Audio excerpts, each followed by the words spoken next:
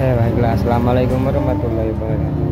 Ini ingin sedikit menyampaikan bahwa apa yang menjadi editorial dari konten yang saya tampilkan sesuai apa yang disampaikan oleh beliau Jenderal Dharma Pangreken ya, itu mungkin 3 tahun yang lalu. Nah, ini sudah saya bahas di tahun 2011. Jadi sering saya sampaikan 2011, 2012, terus dari waktu ke waktu mengingatkan bahwa apa yang disampaikan beliau itu sudah melalui proses penelitian dan pengamatan hingga detik ini terulang kembali kita sampaikan. Jadi ini kita hanya memberikan informasi, menguatkan. Jadi informasi kita dikuatkan, apa yang kita sampaikan itu dikuatkan oleh konten-konten para ahli yang lainnya dengan kapasitas dan kapabilitas akuntabilitas. Begitu kira-kira.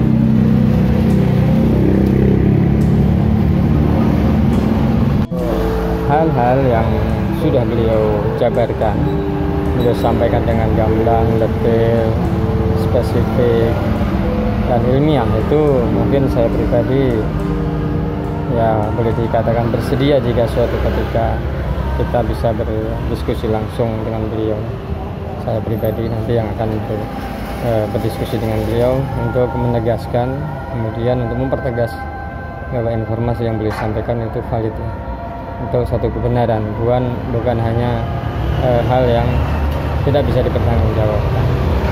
Itu saja konten ini saya rilis kembali, saya remix kembali untuk disebarluaskan ke publik sebagai edukasi ya, pendidikan bagi publik. Kehancuran yang dibuat lebih berbahaya daripada narkoba. Narkoba ya 3 bagian otak rusak. Oke. Kalau ini 5 bagian otak rusak. Nah, gelombang tadi tujuannya apa? Untuk membuat kita sulit menyadari bahwa ini nggak benar, ini salah, dan nggak mau melepaskan. Keterikatan gitu ya. Tujuannya itu. Berarti lebih terikat daripada narkoba. Lebih terikat daripada narkoba. Ini nempel terus di tangan kita. Nah, tangan kita yang nempel, ini kan ada magnetnya, Pak. Ada di tangan di sini telapak ya? Ada, Pak. Jadi dia punya vibrasi, dia punya hal-hal buruk, kita tampung di tangan kita. Jangan dipikir, oh nggak ada kok yang debunya yang kotor. Enggak, Pak. Dia nular, Pak. Jadi ini masuk semua ke sini, terus kemudian dia tanpa sadar kita punya darah juga jadi kental, Pak. Makanya suka jadi semutan dan sebagainya. Nah, itu berpengaruh, Pak, terhadap reaksi kimia di dalam tubuh kita. Tapi kita nggak sadari. Kenapa? Dia ini menyedot energi kita, Pak. Jadi kalau kita duduk menggunakan handphone 7 jam dalam sehari, maka kita seperti nggak tidur 7 hari 7 malam. Wow. Kita nggak rasa. Kita nggak berasa ya? Karena kita lagi duduk. Kebanyakan duduk. Coba duduk berdiri 7 jam pakai itu, pasti capek.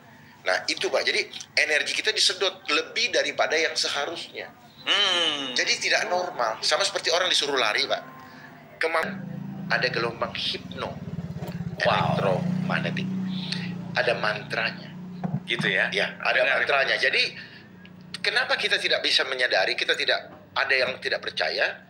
Karena nanti percayanya kalau sudah, ini anak gue begini, ternyata kita jadi begini-begini, suami istri jadi, karena memang ini disiapkan untuk menjebak kita. Kalau tidak ada mantranya, kalau mungkin dan apa yang saya sampaikan sudah 2 tahun berturut-turut tentang hal ini, bahwa di dalam buku saya yang saya buat, Indonesia dalam Rekayasa Kehidupan, di situ saya tuliskan bahwa di situ ada gelombang hipnonya. Nah, gelombang ini tidak terlihat oleh mata. Inilah kelemahan kita, karena kita tidak lihat oleh mata. Yang sebenarnya ini adalah racun menurut saya pribadi, ya, karena kehancuran yang dibuat lebih berbahaya daripada narkoba. Narkoba ya 3 bagian otak rusak.